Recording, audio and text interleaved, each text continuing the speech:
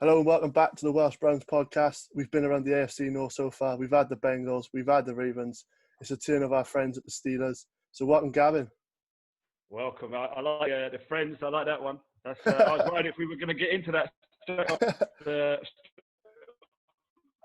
the elephant in the room that's happened recently. We had I do the UK Steelers podcast. We had a guy on from Pittsburgh last week, and he's like a YouTube blogger, and he basically, his whole YouTube channel is just trolling Browns. It's become a new thing now. Apparently the rivalry is growing, so we can be friends anyway. I don't think there's really a problem. It's just that was a crazy game, man. Before the games, friends. On the games, rivals. After the game, friends. I tell you what, I'm looking forward to the matchups this year. As long as we get some games, I'm looking forward to those Browns matchups. That should be exciting. Me too. So, Gavin, tell our fans, how did you get into the Steelers? Why the Steelers? Right. Okay. So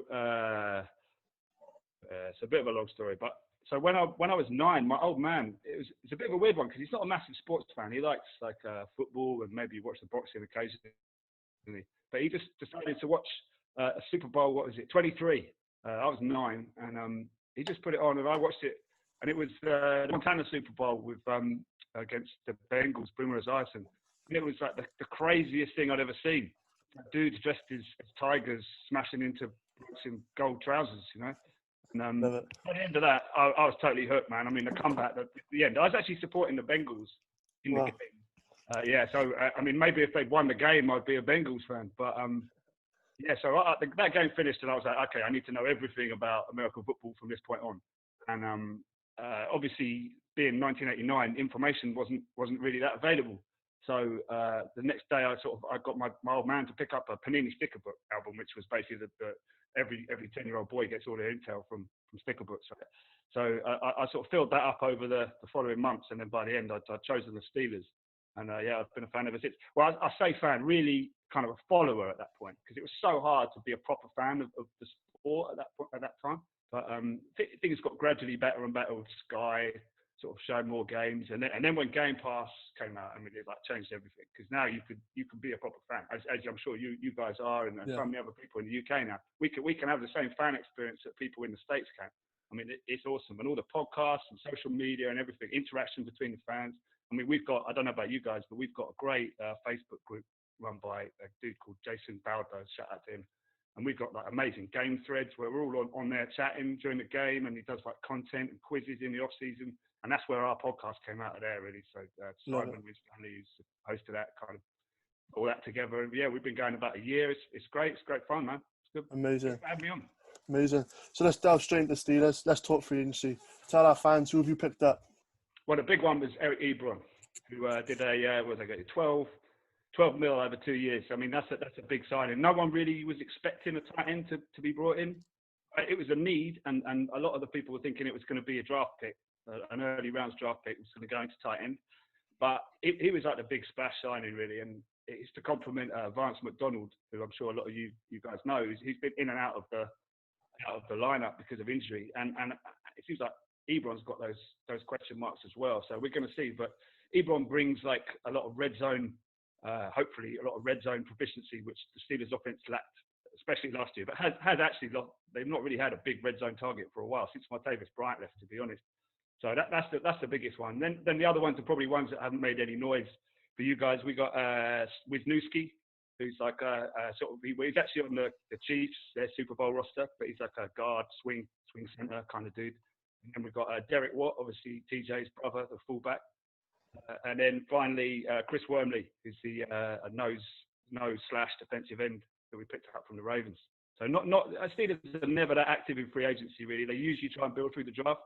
But obviously the draft picks this year, we didn't have that many. So they had to kind of dip in a bit there. And you already stacked the offensive line, and you said to bring in someone like Nowinski, who was on the Super Bowl roster, and it's a great pickup as a backup. Yeah, well, there are questions because Ramon Foster, who's like a real veteran, he's retired. And then they've lost Finney, who was the backup centre. And they lost Gilbert last year. So there's a few question marks on the line. And I mean, what it looks like is the kind of most experienced line isn't what Tomlin's been saying is what they're going to do. He wants to play one of the two kind of younger right tackles at right tackle, and shift the guy that was at right tackle last year, who had a great season, Matt Filer. He wants to shift him over to left guard and play the two kind of young up-and-comers, Banner and Chuks Okorafor. He wants them to have a competition. Now, with no training camp, pre-season, none of us really know how that's going to work. So that's a big question mark. So who have you lost? I noticed the big one is in your nose tackle, Javon Hargrave. Yeah, that's the big one, and that was a real kind of. It's just you can't. The Steelers have been in salary cap problems for a while, to be honest, right up against the cap the whole time. That was kind of we're all sorry to see him go, because he kind of feels like one that's been bred through to play in the system, and you kind of want to see those players come through, and kind of hoping he would take over from Hayward at some point, but it just became too expensive. He played too well effectively, so he's gone to the Eagles. And then who else we lost? We lost obviously Foster, who I just mentioned, Mark Barron, who's like a linebacker. You're stacked at linebacker though, and you've got three of the best. Well, yeah, you say that, but the defense is quite a few positions where it's great starters. I mean, we're talking all pro level starters, or Devin Bush at the linebacker position, who's looking on. He's going to be, he was our rookie of the year, and he looks like he's going to be, great strides in year two. But after those big name starters, a lot of question marks, especially some rookies that are going to be backing them up.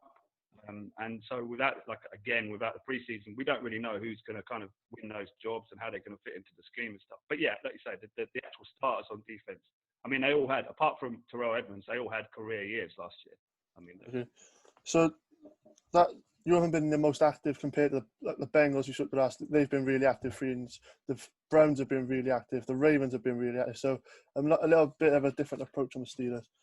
So let's talk draft then. You said earlier you didn't have many picks. Talk about the round 2 pick, Chase Claypool. I've heard a lot of good things about this guy. Yeah, it's an exciting pick. I mean, he's like another red zone weapon, big target. Hopefully, give some production over the middle and also down the sideline. People comparing him to Calvin Johnson, I mean, that's ridiculous. But that's just because his combine results kind of match out like that. But he's a big-bodied dude. If he can separate, he could be an exciting player. Was he overdrafted? Possibly.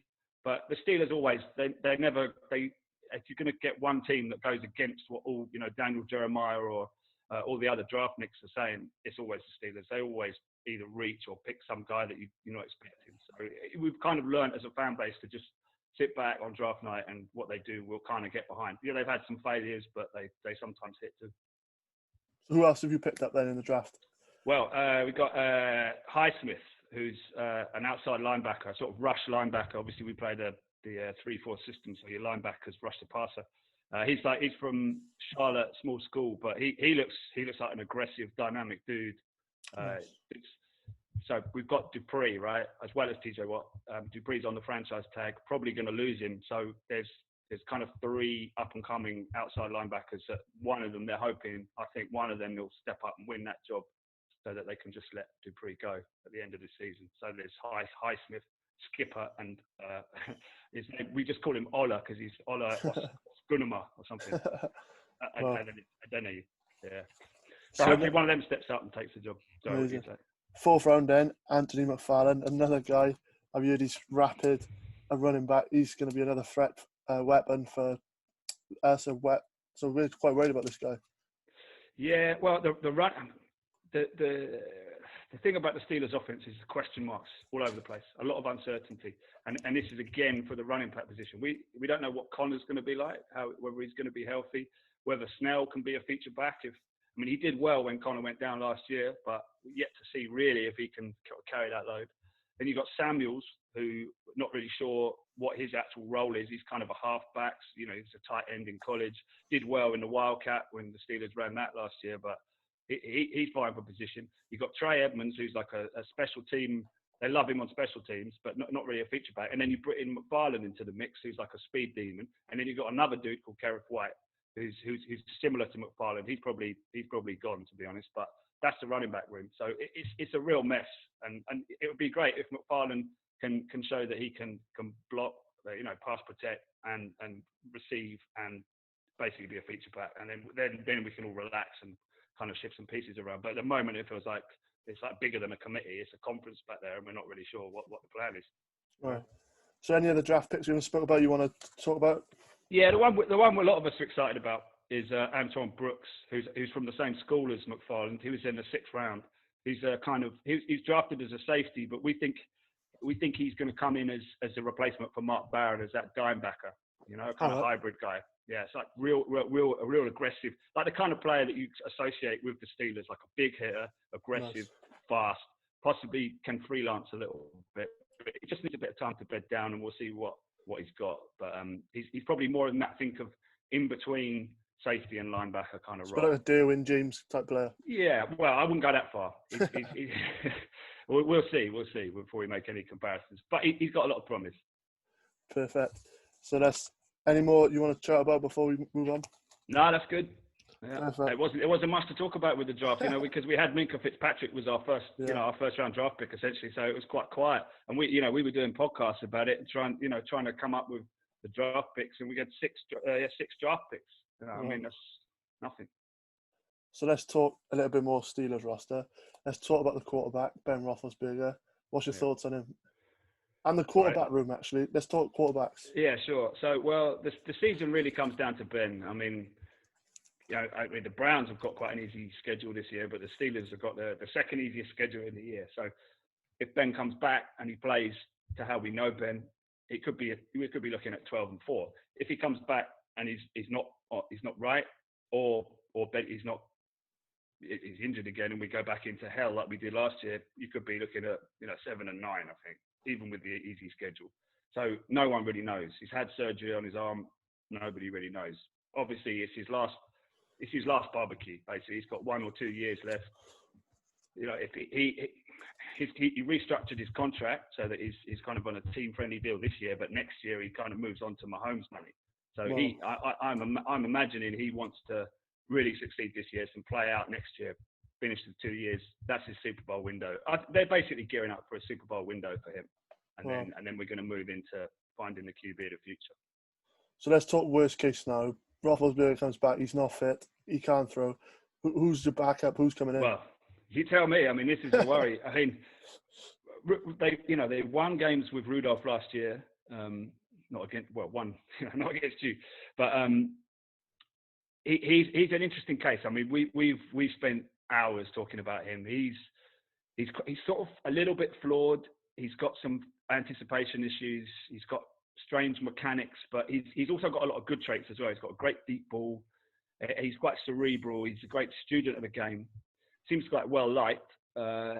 So it's not like he's a trouble. He could be the backup, and I think actually he projects to be a good backup / poor level starter. So I don't think he's the QB of the future.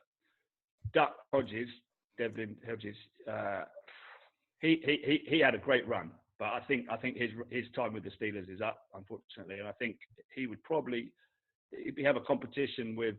We've also got Paxton Lynch on the roster, who's our fourth QB, and a lot of people, myself included, were asking for Lynch to be put onto the field at the end of the season, just so we could see what he's got, because obviously he's got first round draft stock, and he's kind of flamed out the league, but interested to see what he's got. But that's the QB room. But a lot of the national media and a lot of people were saying the Steelers were going to draft a QB, and were saying that the Steelers messed up because they didn't. But I think most Steelers fans didn't want that and wanted Ben to have this opportunity, and then maybe to attack. I mean, maybe you look at getting a veteran QB in and then attack the draft the next couple of years and try and find someone. Well, see if it does go worst case now. Can't think of his name now. Completely, Kaepernick's still up there. If it did happen. Yeah, well, that's any number of free agents, and he's definitely one. We were saying before, be perfectly happy for him to come in, give him a chance. Exciting player. So if he's still game fit, yeah, sure. Love it. And obviously a player you want to stay injury free again this year is Juju Smith-Schuster. Injured a lot last year. He's a massive weapon of yours. You want him to stay fit. Again, it's what I was saying about the uncertainty on the offense. I mean, the big question going into last season was he a number one, right? And things transpired that he didn't really get the opportunity to prove whether he was or he wasn't, because no one. I mean, his production really dipped from the year before, and I mean, you've got to say it was the quarterback play. But some of the other guys on the team, they stepped up. Their numbers went up. So, the book's out. We need him to be good this year. But the other issue is whether we can retain him. I mean, just the clash of the salary cap. He's probably a cup candidate, to be honest, or one to be going. This might be his last year. Big year for him then. Massive year. So obviously, if Ben talking offense again, but Ben struggled with passing. You spoke a little bit. The running game didn't really get on last year, did it? That's something you're gonna have to work. You're gonna have to. So it must be hard as a Steelers fan this year with offense. It must be quite worrying.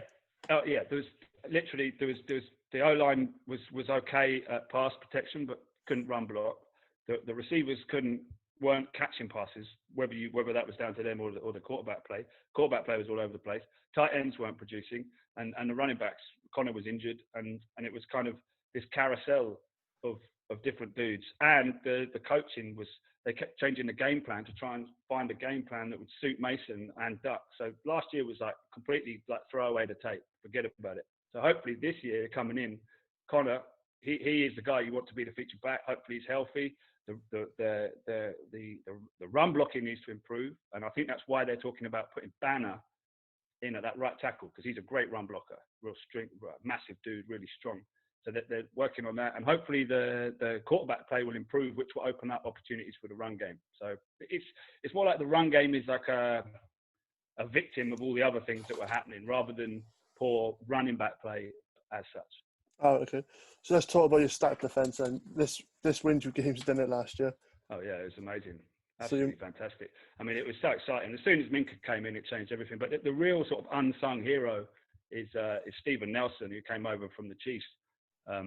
Massively underrated, just completely changed everything, because the Steelers have had, until Joe Hayden came over from ULOT, the Steelers have been struggling with cornerback play for a long time. So now you've got that secondary that's just terrifying for opposing quarterbacks, and you've got TJ Watt smashing everything up. I mean, it's just exciting time. I mean, the Steelers is a franchise known for defense, and that's what they're doing at the moment. The only problem is, the defense can be fleeting. It's hard to keep a good defense, or top level, one of the best defenses in the league. It's hard to maintain that. You have to pay a lot of money. I mean, you see what happened to the Seattle Seahawks when they had the Legion of Boom. Eventually, it all just fractures apart because the egos get too big and the salaries get too high. And we're already seeing it. It's already starting to happen. I mean, next year, Cam Hayward's coming up for a big contract. TJ Watt the year after. Bud Dupree's probably gone. So yeah, it's like now. Now is the chance. If Ben comes back, he needs to capitalise on this defense now, because it's not going to be around forever. Well, so we talked a little bit about your schedule, but just move on to you've got to set an easier schedule. What did you say that you thought you was going to go? If Ben was okay? Well, it's so volatile. I mean, we could go 12-4, could go 7-9. Oh, so obviously, do you think you finish in that second place, just beyond the Ravens, if he's fit? Honestly, I think the Steelers could win the division. I really do. Well, I think Lamar Jackson is due a bit of regression. Obviously, an amazing team, but everything reverts. I know they're the favourites to win the division, and most likely they probably will. But I'm saying there's a chance if everything falls right for the Steelers, they could win. On the other hand, I could see them coming third behind you guys. I could see you taking second. So it's just so hard to tell, because we don't know what the team is because of last year. Everything's like a shift. I agree. I think if there's any fans in the stadium, it's going to play a massive part. I currently have you beaten us at your place, just because I think it'll be so hostile after what happened with Miles Garrett last year. So no fans, I think, will play a massive impact. Yeah. I'm just waiting to see, really. I mean, none of us can really know. It's tough, man. It's so many things are up in the air with this. Whether we get any season, whether there's any pre-season and there's games, what the atmosphere is, how it affects the players, whether there's players injured. I mean, we all know. We're all hearing about it in the media, but it's going to be an interesting season for the rookies, isn't it? Well, you haven't really got many, but for us, we have like the likes of Grant Delpit, Jedrick Wills, who can have to start week one at the Ravens. So obviously, no camps. It's going to be interesting. I tell you what, one thing that is in the Steelers' favour is that they've got consistency. They've got a long-term coach. The offensive coordinator, defensive coordinator, has been with the team a long time. There's a lot of returning players. And the other thing they did, which was quite canny, is they didn't have, obviously they only had 6 draft picks, but they picked up the most amount of XFL players. So these are all players that have, they're shots for the moon. They might not make the roster, but they've been pro players quite recently, more recently than any of the NFL players. So I think that's what they're gambling on. And Mike Tomlin has never had a losing season either, has he? So he's not going to want to lose that this year. No, no. So we'll just move on then. What's your thoughts on the Browns this year? Are you worried about us? What's your thoughts on us? I think the Browns roster is awesome. It's obviously Baker Mayfield. Who is? I mean, what do you think? You tell me. What's going on with Baker? I agree. This is a massive year for him. Will he be massive season? If he's poor again this year, will he be there next year? I just don't know. So I think we've improved the O-line, which will help him. We've given him the weapons on offense. We can't do any more for Baker Mayfield to help him for him to succeed in the NFL. So our success depends on Baker. Yeah. I don't know if you agree. I totally agree. I think what I was saying about Jackson, I think the reverse is true for Baker. I think he's due some positive regression. I think he's going to bounce back. Because I've got this thing. Anyone that listens to my podcast will be bored of me saying it, but smooth seas don't make smooth sailors, right? So he's been through that tough time of last year, especially the second half of last season where things weren't going well. You kind of got to go through that to grow as a player. So the fact that he's had that, I think he'll have all off season to kind of work out his connection with Beckham, right, and some of the other new players that will come in hopefully. And I think you'll be right up amongst it. I think. Yeah, I think if the passing game's not going, give it to Nick Chubb, give it to Kareem. We have plans if the passing game is going, which is exciting for us. But the Browns at the moment, the last few years, just haven't got the playoffs. So I think it's going to be out of us two who makes it. So it's going to be an interesting season if there's one, obviously.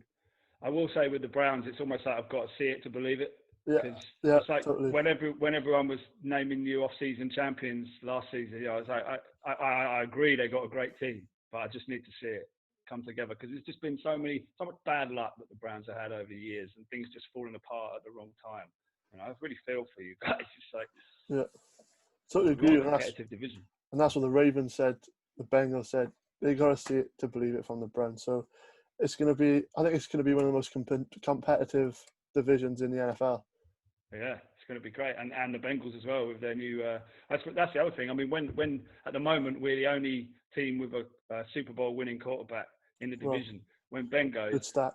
The Steelers are going to be the only team in the division without a Heisman winning QB. Wow, it's quite a drop. Yeah, that's interesting.